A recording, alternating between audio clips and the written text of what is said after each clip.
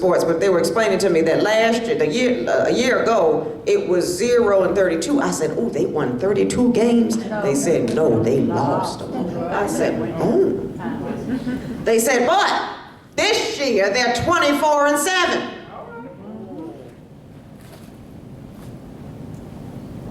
The football team went to the quarterfinals, 2 games away from the championship. Bessemer has a lot to be proud of. And yet, I would venture to say that, like any city, there are things that need to be done. Bessemer is developing.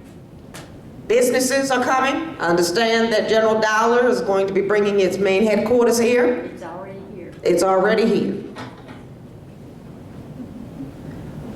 When things like that happen, other businesses then come. Now, when I worked as the economic development facilitator for the city of Oxford, Pennsylvania, one thing that we were very, very conscientious about was local support. Buying local, serving local, hiring local is very important. And Oxford was very successful in implementing measures to ensure that those companies that came had an agreement to hire the people of that town. And I'm sure that the representatives that are present here today know exactly what I'm talking about. Again, like I said, I was just speaking with people of the community as far as what they felt about the city of Bessemer.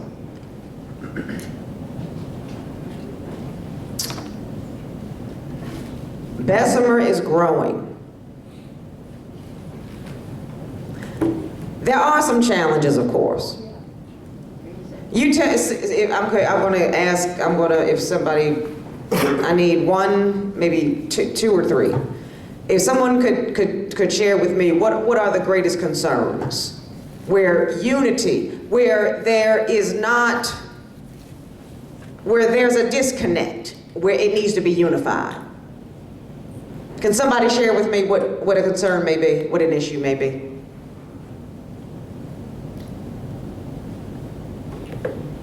Oh, so you are, Bessemer's fine. We think we're working on it. Hmm? We think so. Well, I think so too, but I mean, but we're here for Unity Day because there's a need for unity. Unity to unify what? We need to improve on the mindset. Improve on the Know mindsets. that we can do better and that we can achieve. To know that we can do better and know that we can achieve. Absolutely. Absolutely. Beautify. To beautify the community. To welcome different ethnic groups to the city. To welcome different ethnic groups to the city. Yes. That's a big one. And that can be a very challenging one. When it comes to diversity, one thing that we all must keep in mind, unless you are Native American, you are a descendant or a direct immigrant to this country. You sure are. Period. And there's something called cultural literacy and cultural competency. And there are a few basic things that are required to be culturally literate and culturally competent. First is understanding your own culture, believe it or not. When people realize, I mean, I've talked to people who have said, and I've asked, you know, well, where are you from? Where's your family from? Where originally from? Texas. Originally? Because if that was the case, they would probably look Hispanic.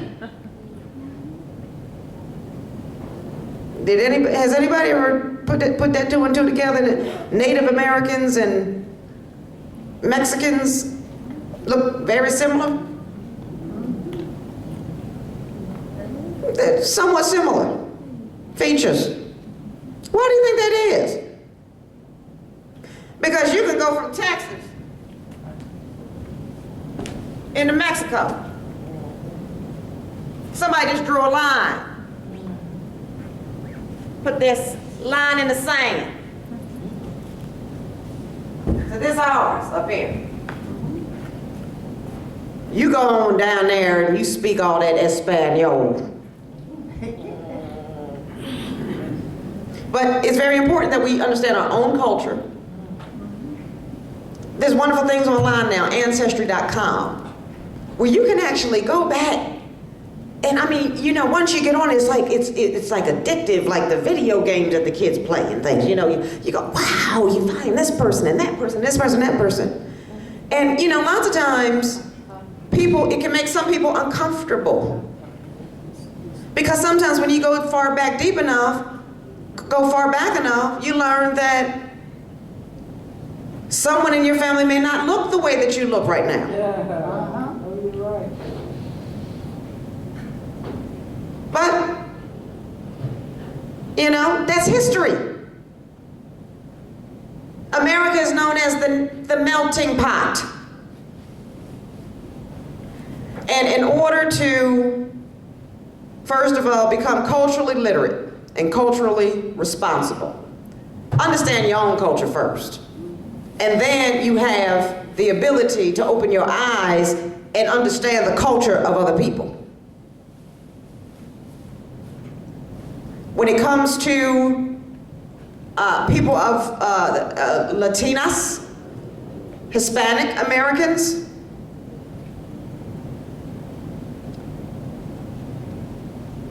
I have yet to have a negative experience with someone from Mexico.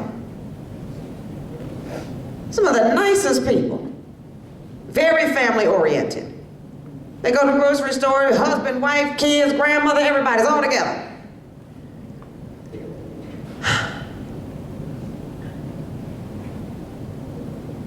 It's important when we live in a sort of a monolingual society for now.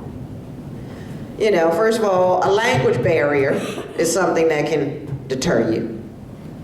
You just don't understand what they're talking about. Learn about them. Learn about them. Invite them to events. Learn about what their issues are. Also, in the spirit of unity, it's a must for any community to thrive. It's a must. Diversity is a must. How many times have you been in a situation and you just maybe two or three of you at the table and you're looking at a situation that's something you're trying to figure out, and it's a difficult thing, and it involves several people and locations and all these types of things. And then you just can't come up with a solution. And then you call some friends, and then say another 3 people come by and they sit down at the table and say, well, have you thought about this? No. I did this before. That's a cultural thing. We can develop on that. We can work on that. You can create positive change. You will create positive change by including everyone in the Bessemer community and being able to understand one another and bring everybody to the table. Everybody to the table. So that, first of all, those things that we mentioned today that may be detached, that need to be unified, can be identified fully. Sometimes we want to turn a deaf ear. Sometimes we really don't want to know what someone else's problems are. But guess what? If those people live in your community, they are your problems. And only united, with a united front, with that Alabama spirit and stance and posture, unified, will this city truly realize the repolishing of that beautiful jewel to be marveled in the city of Bessemer, Alabama.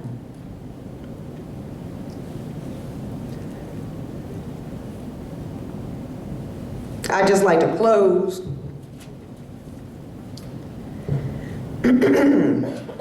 by again thanking each and every one of you for being here. Again, tremendous thanks to Councilor Vance.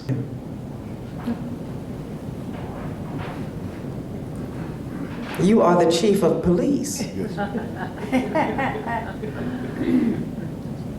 Very pleased to meet you, Mr. and Mrs. Chief of Police.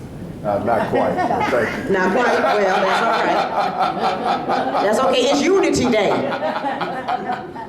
Marshall and Councilman Marshall. Yes, ma'am. With the court? With the court. Oh, no, I'm just teasing you, I'm just Okay. teasing you. Yes, ma'am. But you've got from here, you've got to, first of all, you need to get together, create an organization, create some type of forum for unity. And hold this on a continuum. You need to get social media involved. You need to get everybody, see, sometimes people aren't as afraid to talk about their views if they know somebody's not going to, oh, wait a minute, you know, we don't need to argue and fuss at people about their own opinions. Okay? So, basically, step one, you already did it. You built the structure, you built the foundation. You did it.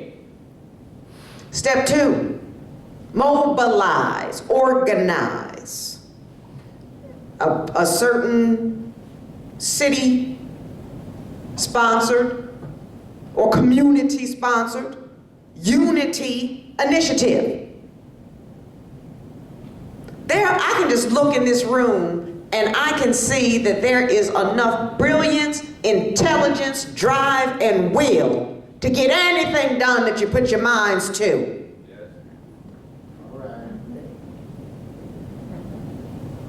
The movement continues. And guess who's going to continue this movement? We are. That's right, you are. You are. Thank you, Bessemer. And happy Unity Day!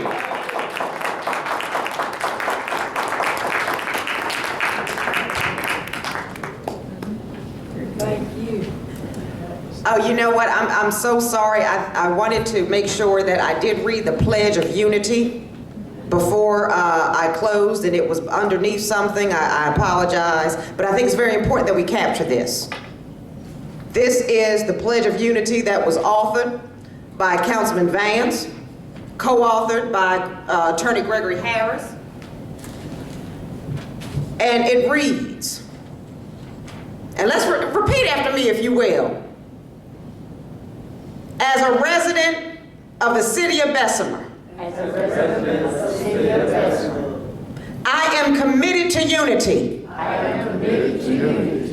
and harmony within our city. I I believe that every person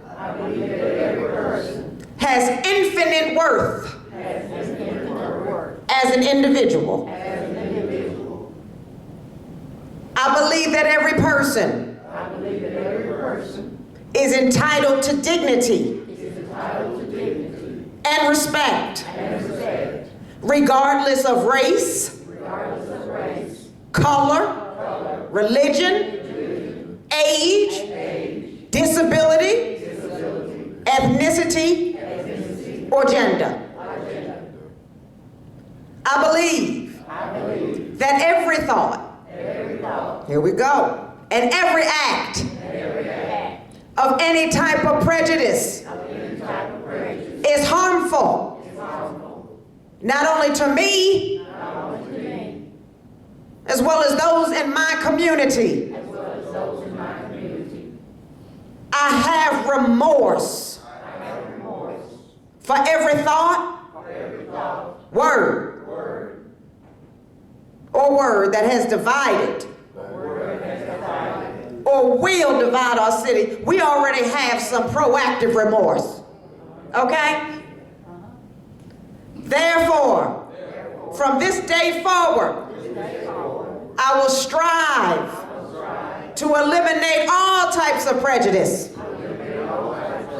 from my thoughts and actions.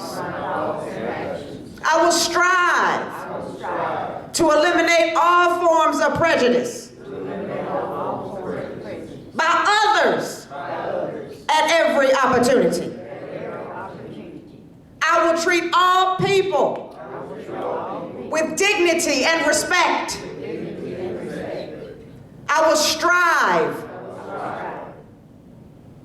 to honor this pledge, knowing that the city of Bessemer will be better because of my effort.